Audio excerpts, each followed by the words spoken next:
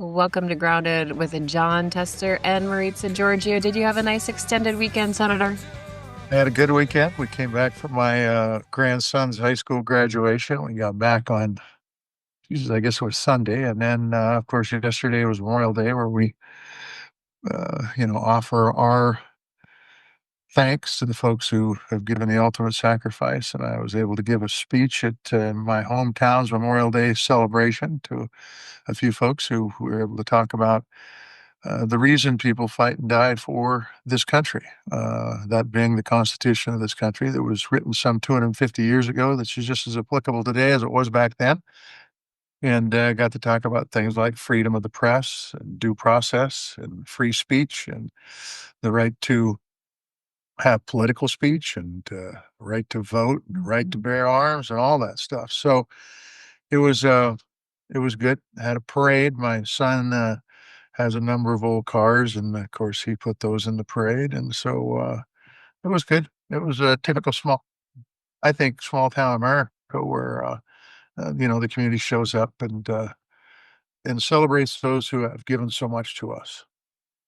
I'm Your speech sounds a little bit like the speech I heard Scott Pelley give at a commencement address this weekend, talking about attacks on the press, attacks on free speech, attacks on all of those things. Yeah, it's a hot topic right now. And today on our show, We're not doomed yet, but we're running out of time that we need. This is a very complicated subject to think through.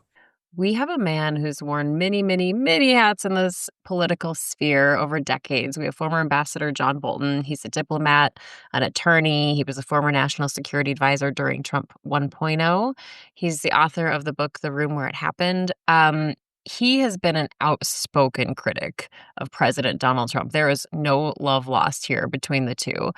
And he remains staunchly conservative. He's a fiscal hawk. He wouldn't vote for Kamala Harris. But that's kind of the whole point of this podcast, to stay grounded, to hear from people from all walks of life, all backgrounds, all across the political spectrum, and to stay grounded in what keeps us unified as Americans. Absolutely, and it'll be fun to visit with John Bolton. He certainly has a perspective that, in many cases, is different than mine, but we'll have an opportunity to find out how he sees the world, and what the threats are, and what he thinks the solutions are. I hope we can get to all that. We're going to have him for about 20 minutes, so we got to be quick, Gotta be quick. got to be focused. No Maritza tangents on questioning. You can't go on and on and on and ask questions for the next 20 minutes after I'm done, okay? Okay, we won't do it this week. Let's get to some headlines. Like we just talked about, it was Memorial Day weekend. A lot of Trump critics are calling attention to the president's Memorial Day message on social media, where he went on a tear against the quote scum that spent the last 4 years trying to destroy our country. He went on to go after what he called USA hating judges, and I think most importantly, no mention at all of our servicemen and women. Well, I mean, look, we all know what Memorial Day is about. This isn't about Trump critics. This is about a very special day in this country's in this country, where we talk about the people who have fought and died, and many of those who have survived have sacrificed greatly for this country, for our freedoms, for our liberty, for our privacy. And to pivot off of that isn't something that should only be heard by Trump critics. It should be everybody. It should draw attention to everybody. This is a guy who, um, quite frankly, called uh, called our service people, especially those who are POWs, a waste of time. Basically, it's a guy who said he wasn't going to necessarily follow the Constitution. And so there's a lot of red flags here. And I know a lot of people say, well, he's just pointed out these judges are bad and, the border was open. Sure, the border was opened and it needed to be closed and it wasn't. And people need to be held accountable for that. And quite frankly, judges are there making their call on what the right thing to do based on the Constitution, based on the laws of this country, not based on Donald Trump's laws. based on our Constitution. And so I just think it's not unfortunate. It's actually sad that the people who sacrificed so much, the families that were ripped apart by people who were killed in defense of this country's liberties, freedoms, and privacy, our Constitution, weren't mentioned in the Memorial Day message by the President of the United States. That's not unfortunate. That's sad. Yeah. He had a few rants this weekend. He went on another rant about Vladimir Putin. We're going to talk to John Bolton about this a little bit more later in this episode. I want to ask him about this, but Trump says, quote, "I've always had a very good relationship with Vladimir Putin of Russia, but something has happened to him. He's gone absolutely crazy." And then he talks about, the attacks on Ukraine this weekend. Russian drones and missiles hit 30 cities and villages. Now, Tuesday morning, Russia's foreign minister told reporters President Trump and Putin have agreed to another prisoner exchange. So I'm not quite sure his messages about Putin going crazy had any impact on their relationship, but kind of strange. Well, look at Putin's history. He has not been a decent human being. He is everything that the United States of America is not. He is playing the president and has been playing the president his first term, and he's doing it again. The longer this war drags on, and Putin knows this, the better chance he has to take over a country uh, that he has no business taking over. It is sad, and if he really wants to do something about it, he ought to follow Europe's lead and put some sanctions on Russia. And he ought to go back to what was being done, where we were supporting Ukraine and their efforts for democracy. We just talked about Memorial Day, talked about freedoms, rights, privacy, democracy. And that's what Ukraine wants. That's right out of Vladimir Zelensky's mouth. He wants to be like us. But yet, the president continues to talk and do nothing. And this is sad. This is ridiculous. And it's really not what this country stands for, in my opinion. Um, and I'm not a warmonger at all. But by the same token, we never lost one soldier during the Ukraine fight. And if we don't have the resources to support somebody who wants to be free from a dictatorship like Vladimir Putin has in Russia, then who are we as a country? Yeah, I think John Bolton will have a lot to say about this. He's been pretty vocal about Ukraine. Looks like we're going to play another game of chicken with tariffs. This time, the European Union is in the crosshairs, it seems. The president had threatened 50% tariffs on the EU, then on Sunday agreed to extend their deadline. Well, I've said it before, tariffs can be effective, but not the way the president's doing. These across the board tariffs threatening our friends and our enemies, not not really focusing and pinpointing our tariffs on what really needs to be done is not it's not a winning equation. And in the end, I think the whole world is going to be poorer for this. Look, as we do the tariff game, other countries are making deals with China all over the world, cutting us out. As a farmer, I can tell you, everybody knows in agriculture that if we don't have foreign markets, we are in trouble. And quite honestly, a lot of our markets have are already gone, and I don't know that we'll ever get them back. And the impacts on our prices are going to be negative, and our impacts on the American taxpayer is going to be negative because in order to stay in business, those subsidies are going to become more and more and more important for people in production agriculture. So the tariffs are bad. They're bad for everybody. They're bad for retailers.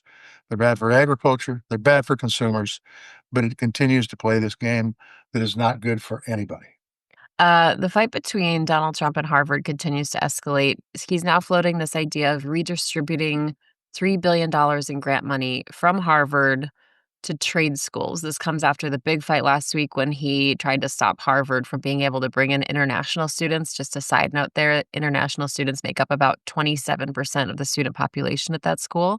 Now, a judge put a stop to that Friday, but there's a lot of speculation about countries like China chomping at the bit to recruit our international students.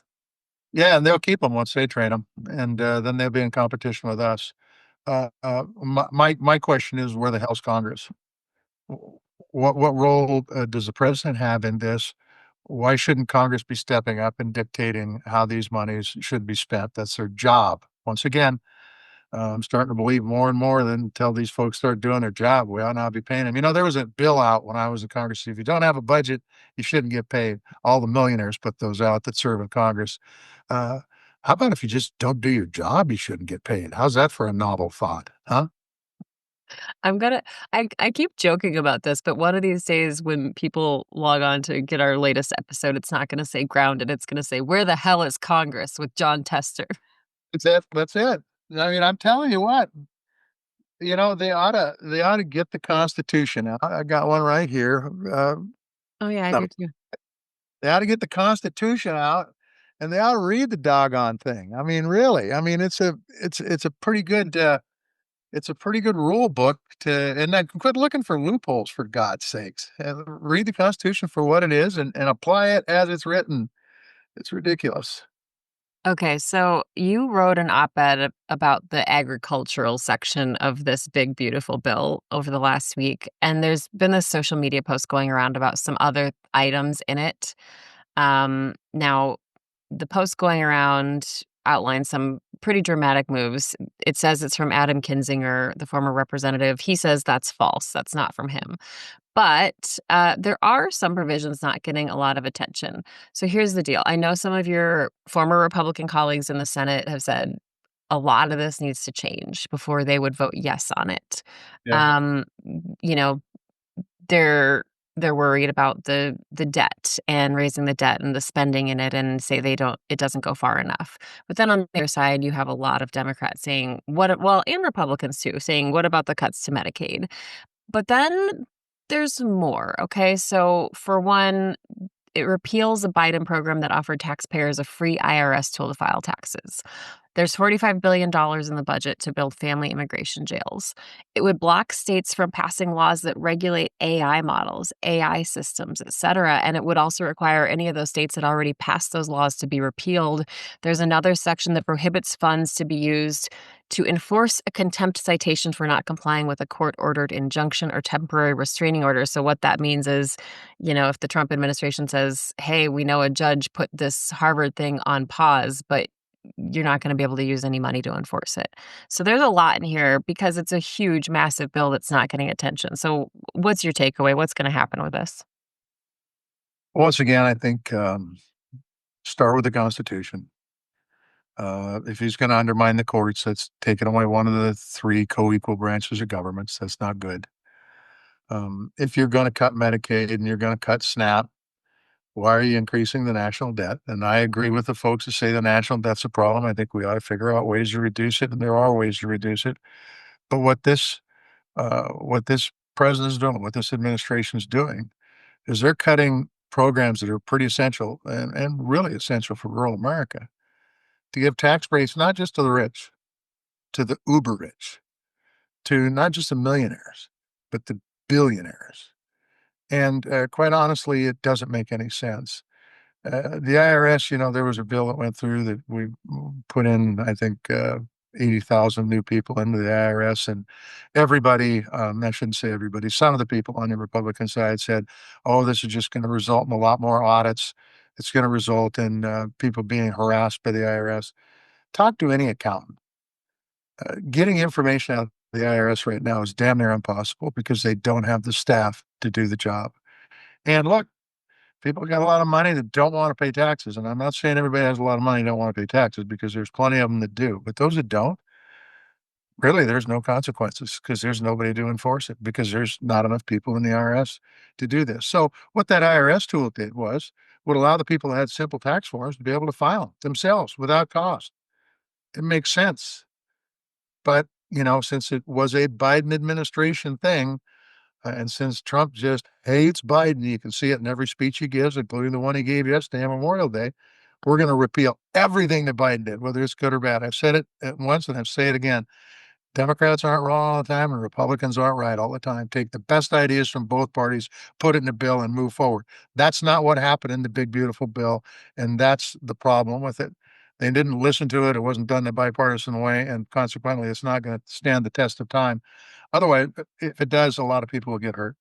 So we saw several House Republicans saying, no way, I'm not voting for this bill as it stands. No, I'm a no, I'm a no. And then President Trump went up to Capitol Hill. What do you think is going to happen in the Senate? Because we do see senators like Ron Johnson saying, absolutely not, as it is. But do you think that they'll budge? The House folded like a cheap deck of cards. I will tell you that I think that they'll make minor improvements to the bill, and the folks who are hell no, maybe with the exception of one or two, I think they can lose four or three. They can't lose four. One or two or three of them will vote no, and it'll still pass. That's what I think is going to happen moving forward. So you think this is going through? Oh yeah, yep, yes I do. I will be shocked. I mean, these guys confirmed all sorts of people to a cabinet that have no business to be there, just because Trump said confirm these guys. And if he didn't, he had Elon Musk sitting there saying, we're gonna primary if you don't vote for these people." Same exact thing's gonna happen. I don't like to say that, but just go by the history. Okay, so we want to pivot now to today's guest. We have former ambassador to the UN, John Bolton, with us. He also served as the national security advisor under the first Trump term, along with so many other jobs in Washington over decades. Thank you so much for being with us, Ambassador Bolton. Well, glad to be with you. Thanks for having me. Yeah. So John Bolton, you've got an incredible amount of institutional knowledge. You've got an amazing pedigree for public service. And when the Trump admission in the first term, when the Trump administration started out, you were seriously talked about being the next Secretary of State. And and now we're in a situation where you've done an analysis and are pretty much a critic of what some of the things the president's doing. So my question is, what flipped you? What flipped your view on President Trump? Whether it happened, in the last term well, it absolutely had to happen in the last term. So go ahead. Right. Well, I guess two things. Number one, I assumed when he asked me to be national security advisor, having said he watched me on Fox News for many years, that he had some idea of what my views were on national security matters. And I had met him before. We had had a lot of conversations beforehand, and including some right up until a few days before he gave me the offer. So, no two people have exactly the same views on everything, but it just stands to reason, at least it did to me, that he would feel comfortable with what I'd been saying, I hope, fairly consistently for a long time. And it turned out, and I think we can see it even more clearly now in the second term, he doesn't have a philosophy. He doesn't do grand strategy. He doesn't really do policy as we understand that. Everything is transactional and seen through the prism of basically what benefits Donald Trump. So I came with a view of national security, and he didn't have one, and that was inevitably going to be trouble. The second, I think, in many senses, more serious from the nation's point of view. I believe that, notwithstanding everything I'd seen of him on television and the conversations we had had, I thought that, like every one of his predecessors, at least in the national security space, he would be disciplined by the gravity of the responsibility, the implications of the decision, and we would have a coherent policymaking process. And I learned, unfortunately, very quickly that nothing disciplined him, and his thinking was pretty much as people see it on television now. The only difference in that respect between the second term and the first term is what a lot of people see now for the first time on television. Those of us who worked for him saw it all the time in the first term, just in the Oval Office. So, So Ambassador, oh, go ahead, Senator. go ahead, Mason. I just wanted to ask because I saw a 60 Minutes Australia interview, I think, with you, and you talked about how you gave it about 20%. 20% of the time he would listen to your advice. I mean, how does that compare to other presidents you've worked for? And I guess what's the point of having advisors if you're only listening to them 20% of the time? Right. It was actually a joke about Rudy Giuliani. I was saying I wish Yeah. my batting average had been 20%. Uh, you know, uh, what Trump is saying now, I think, gives the answer to that question. Is he doesn't want advice. He doesn't want advisors, as we have seen that play out for many years in the government. He wants people who will say yes, sir. So he's going to shrink the National Security Council staff, have a different kind of people there. Uh, he has, in his personnel selections in the second term, I think, gone out of his way to look for, I don't call it loyalty. I think loyalty is a virtue. What Trump looks for is fealty. He wants submission. He wants yes men and yes women around him because that's how he wants to govern. He will find that really actually doesn't serve him well, and it's certainly not going to serve the country well. This is not a question, as some Trump supporters say, of trying to subvert the president or prevent him from doing what he's doing or isolate him somehow. It's really to make sure that the president makes as well informed a decision as he's capable of making, that he has the pertinent information before him, that he knows what the options are, that he knows what the pros and cons are. That to me is the kind of disciplined decision making that you want in a presidency. Sometimes you got to move on a very expedited basis in crises and so on. It's never perfect in the real world, but the Trump style doesn't even come close to it, and that is now what he's trying to implement in his selection of people and even the structure of the decision-making process itself. I still want to ask you a two-part question. The first part, I think I already know the answer, and that is, do you think Trump, you were National Security Advisor, you understand, because I think not a lot has changed from today from when you were National Security Advisor, but do you think Trump knows the threat that's out there with people like Putin and Xi Jinping and Kim Jong Un and the Ayatollah? Number one, do you think he understands that these people, even though they might say they're his friends, really would like to see this country go away? And then secondly, if that is true, or even if it isn't, what are the long-term impacts to this country, with that kind of with the philosophy that, is either way? Well, I think he would say, just as a matter of self-protection, "Yeah, I understand they're big threats." He would say that, but I don't think he understands it. He sees international affairs as being essentially equivalent to the personal relationships between heads of state. So if he's good friends with Vladimir Putin, in his mind, then the US and Russia have good state-to-state relations. Um, uh, and he thinks he's friends with Putin. That's not how Putin sees him. Putin sees him, frankly, as an easy mark. But this is a pattern that Trump himself has acknowledged over and over again. He thinks he's good friends with Xi Jinping, with Kim Jong Un. After they met the first time in Singapore in 2018, Trump said a few days later, "We fell in love." Um, that's not how Kim Jong Un sees it. I can assure you. So because Trump doesn't really get the big strategic picture and doesn't fully understand what's at stake, I don't think he knows what the real risks and threats are to the United States. A corollary to that is he does see things as a businessman in dollars and cents terms. So to him, the tariff issue is of paramount importance because that's something he thinks he understands. He doesn't. You know, he says trade surplus and a trade deficit are like profits and loss for a country, and they absolutely are not. That's just incorrect. But he focuses on those kinds of issues because he feels more comfortable with them. And so, if you don't know really what the stakes are dealing with nuclear powers like Russia, China, dealing with proliferation threats like Iran and North Korea, dealing with threats in this hemisphere like Cuba and Venezuela, your bargaining is necessarily going to be ineffective and unproductive for the U.S. because you're giving away things that you don't really know the value of and getting in return things that aren't worth very much. So the long-term risk to the country is enormous. I've talked about this with a senator before, and I know that you've been privy to classified information and you know so much about global affairs. I'm wondering, when we look at that, is there one scenario or potential conflict that keeps you up at night? Well, it's not so much an immediate conflict as it is something that I think we're going to face for the rest of the century, and that's the growing axis between China and Russia.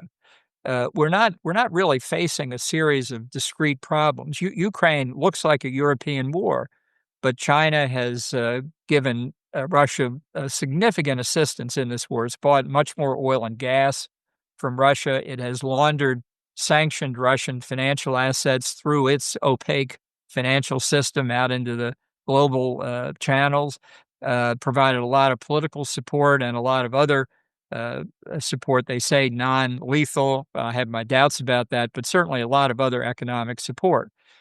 In the Middle East, Russia and China are both backing Iran, and it's obviously a threat to our friends, Israel, the Gulf Arabs, and to ourselves from Iran's terrorist support and nuclear proliferation efforts.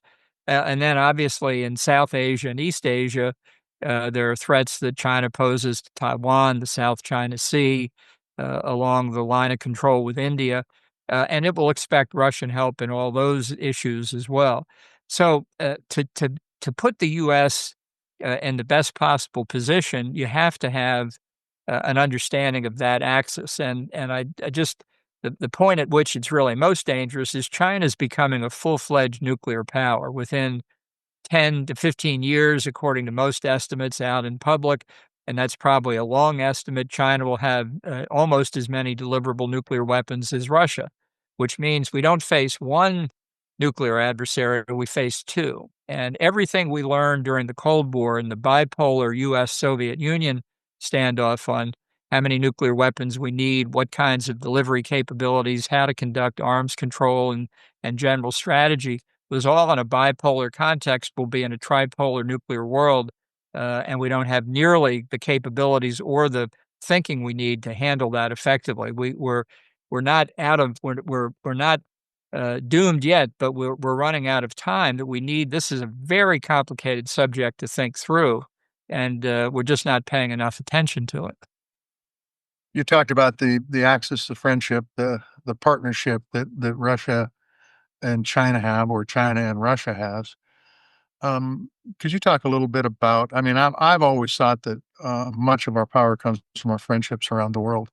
It seems like this administration is trying to push our traditional friends since World War II away from us. Can you talk a little bit about what the if in fact if you believe this, do you talk a little bit about what the potential dangers of that might be? I think the risks are very real. I don't think Trump understands alliances, whether they're with many countries like NATO or whether they're bilateral, like our alliances with Japan and South Korea and Australia. Uh, uh, I mean, I once told him about Churchill's, it's attributed to Churchill anyway, famous statement, the only thing that's worse than fighting a war with allies is fighting a war with no allies. And it's very true. But Trump thinks that in the case of NATO, that the alliance works like this: we defend Europe, we don't get anything out of it, and they don't pay. Well, if I thought that's the way NATO worked, I probably wouldn't be in favor of it either. But that's not how it works. That's not what an alliance does. All the parties should end up more secure.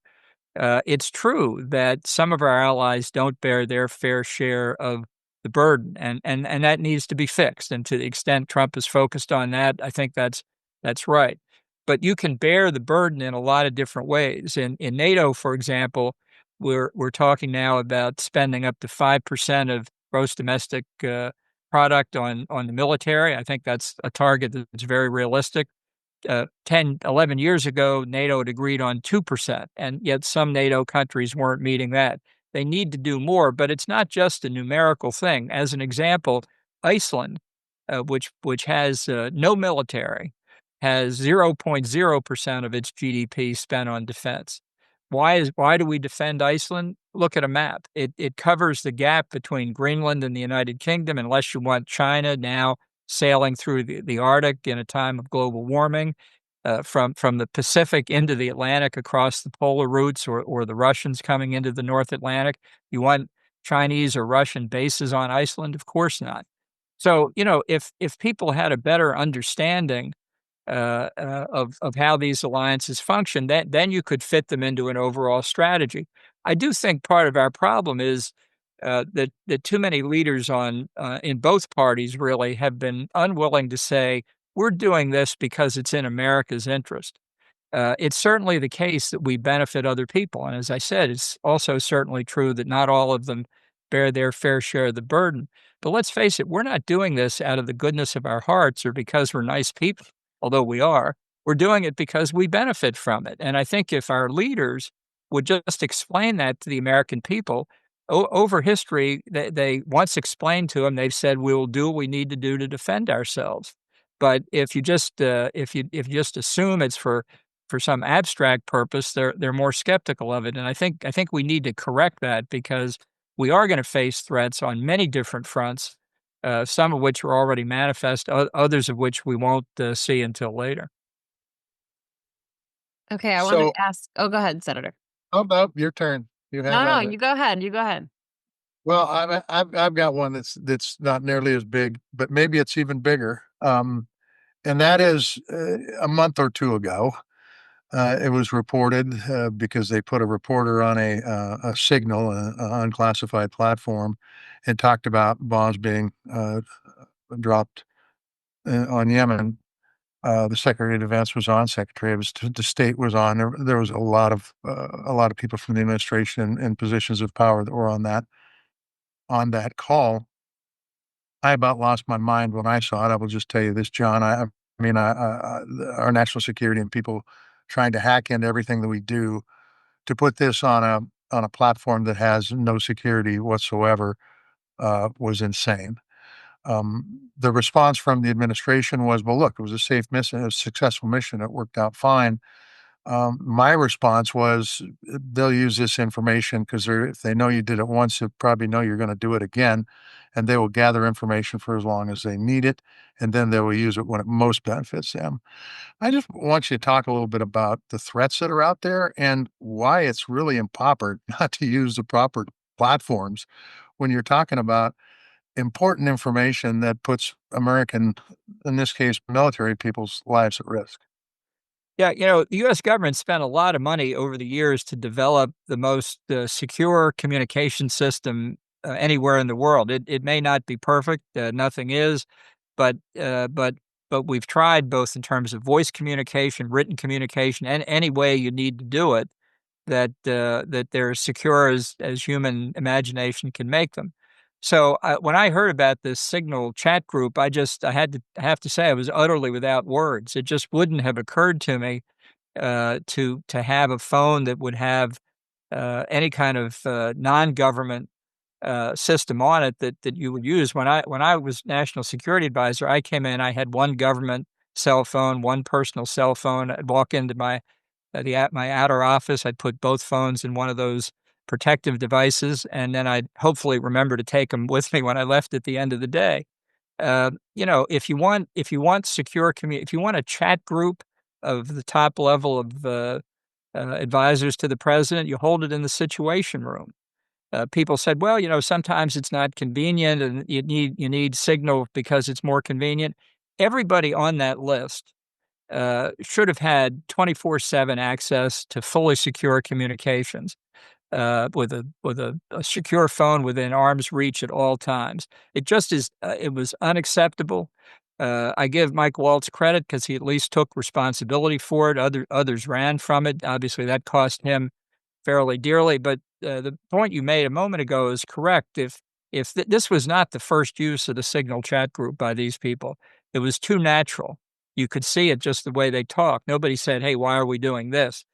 So a lot more damage may already have been done, and I think this fascination with using these non-government channels, maybe it comes from what they were doing before they took office. I don't know, but they need to be given and should have been given and probably were given pretty clear briefings. This is just not how you do it. Ambassador, you sounded a lot of alarms before this election about why you didn't think the American people should vote for Donald Trump again. And you also didn't endorse or support Kamala Harris. At one point, I know you were considering writing in Dick Cheney, but then said no after he endorsed Harris. And I heard maybe you even wrote in Ronald Reagan because you heard that age wasn't a problem. So I guess what I'm asking is now, as you're looking at all of this, all of these things you tried to warn about are happening. Who's your pick? Who do you think has the actual ability to bring this country together from both sides And what do you think is the issue they can really lead on to say, hey, conservatives like yourself and hardline Democrats can say, yes, we can all get behind this? Well, just for the record, I ended up writing in Mike Pence's name Oh, in 2024 because at least on January the 6th, he did his duty under the Constitution, and I thought that was worth something. I would say, speaking for a lot of people, we were disappointed by the choices both parties made. The Democrats had their own problems dealing with President Biden's age, and that's all being hashed out now. I have nothing original to contribute to that debate, but I would have to say, the Democrats need to face up to that before they're going to be serious again. And in Washington, in the first 5 months of Trump's second term, maybe Senator Tester will disagree with this, but I can't find the Democratic Party in Washington. I've never seen anything like it. It's like an EKG diagram that's gone flatline. I would Uh, not disagree with that, John. I would not disagree with that. Go ahead. Thank you. And on the Republican side, I just think there are not nearly enough people standing up to Trump. Now, maybe we're seeing signs of that change, but for all kinds of reasons, this is going to be a long 4 years. A lot of damage is going to be caused, and it's got to be fixed. I think both parties ought to be looking at how you actually win elections with a majority, not just in the Electoral College, but of the vote and the general vote itself. That's what it used to be. There used to be confluence between majorities of the popular vote and confluence in the Electoral College, and that the extremes are not places where you're going to find unity in America. I wouldn't want to curse anybody by name for being viable candidates for either the Republicans or the Democrats, but if there's a silver lining in this cloud, the way Trump has performed, not least of which on the personal accretion of wealth side of things, I think people are going to be ready for a change. I think they were ready for it in 2024, and they didn't get it from either party. So it's I think we have some pretty difficult days ahead, but out of it, hopefully, will come a different kind of candidate that people will be looking for, and we could have a real race and discuss issues and things like that in 2028. John, my last question, and that is, we get called, I get emailed all the time, say, what can we do? What would you recommend people do about a situation where our national security is put at risk? There's questions about personal wealth. There's all sorts of questions out there. What do you think people should be doing right now to to help thwart some of the stuff that's going on? Well, it's a little bit early to say we're in the 2026 election season, but in fact, we really already are. And people just need to confront their representatives in a civil way and say, look, there are things that affect us on an everyday basis. And we're concerned about the country. We're concerned about the image we're projecting around the world. When foreign leaders come to the Oval Office and get beaten up by the president, it used to be the highest aspiration of almost every foreign leader to meet with the president. How many of them are now going to say, I don't want to take a risk doing that? How much goodwill and trust and reliance and so on have we ripped through with these tariffs and our policies? I think Americans are prepared to bear burdens for their national security. They're prepared to understand the complexities of the wider world, but they want somebody who they know is really focused on what's in America's interest, not what's in the president's personal interest, but what's in the country's interest. That's what we should look for in leaders. okay. Former Ambassador John Bolton, we know you have a heart out. We want to thank you so much for your time. Well, my pleasure. Thanks a lot for having me. Appreciate you being here, John. Thank you. Okay. We only had 20 minutes, but I didn't get to the plane. I didn't get to the meme coin dinner. I didn't get Sorry. to ask him about the mustache. I mean, he Yeah, that's said in because a I asked, 'cause my questions were too long. no, no, you did great. He said in a recent interview that it, he would shave his mustache if Trump and Vance resigned, and he still has his mustache. So I guess they're still in office. The office, they are. Yep. Yeah, that was, by the way, that was a great question on who he voted for. That was really good. Well, yeah, he was going back and forth, and it's one of these things, right? Like he's so critical of Trump, calling him a danger and all of these things, and yet Yeah, we also didn't get into him losing his security. I mean, that's a big fucking deal. Yeah, yeah, he did lose his security on the first day of the Trump 2.0. I wanted to ask about that too, like, are we recording? Is this for to be put on? I don't care. Okay. I gotta be in a pickup in about 10 minutes, so we better wrap this up. Okay. Okay, really quickly though, I did wanna ask him because he's talked a lot about retribution. His security clearance was revoked on day 1 of the second Trump administration, and, like, what's his message to people who say they are afraid? Like, Senator Lisa Murkowski said a lot of people are afraid. Like, what's his message to them? Because he obviously doesn't. No, why don't you ask that? I ran out of time. Well, you should have not let me get in. You should have just cut me out. No, no, no, you're kind of a big deal. I should let you talk. Uh, oh, I'm telling you. Okay, quickly, I know you have to go. Your hat says, I don't know, something about Billings, Yeah, LCS? USS Billings, we're a day away from Memorial Day. John Bolton, who's a big national security guy, was on, and I thought that it'd be nice to wear something that a piece of infrastructure that our military uses to keep us safe. USS Billings. I couldn't tell because my eyesight's getting bad. Okay, there it is, USS Billings. But All it right. says, doesn't say It's actually LCS? LCS. That's what they call them before they become USSs. That's when they're being built. So this is the boat. This is the ship that my wife's a sponsor of. Amazing. Okay, well, good. We have to. Littoral Combat Ship, LCS. Yeah, I wasn't wrong. that's right. Even a broken clock is right twice a day. Yeah, I guess you're right there. We wanna tease ahead really quickly because we are scheduled to have Minnesota Governor Tim Walz later this week. We've had to reschedule once with him already, but we're hoping this one is okay. He had some stuff going on in the Minnesota legislature, but we are excited to have him on. We would love to hear what you want us to ask him because, as we know, I have a long, long list already, but we want to hear from you. What do you want us to ask him? And Waltz, who is from Minnesota, and we've had our conversations about Minnesota on this podcast before, but he actually did a very good thing. He tapped a Montana boy to be a judge in in That's right. Minneapolis. That's right. Yeah, well, to say the guy's name, but I don't know that I should. But I might during the podcast. I'll tell you who he is. Yeah, we will see, and then we have another fun guest coming up. We haven't secured the date, but let me just say, if you're a music fan, you're gonna wanna hear this one. All right, we wanna thank so much our guest, former Ambassador John Bolton. We wanna thank our friends at Pearl Jam for letting us use their music. You can find us on Substack, Blue Sky, Instagram, and YouTube. You can also shoot us an email at groundedpcast@gmail.com. We would love it if you would like and subscribe or leave a review. Oh, wait, really quickly, tell everybody what you're doing in Denver this week. Oh, I'm going to be going down and talking about hopefully, well, and I don't know for sure, but hopefully we're going to be talking about campaign finance reform, which I think is one of the reasons we have the division in this country we have, and we need more transparency on the money that's going into these campaigns.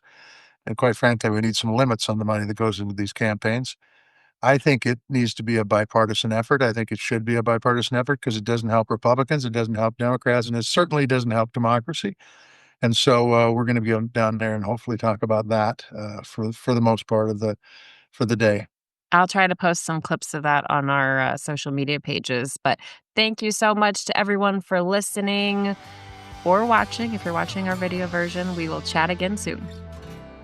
Tally ho.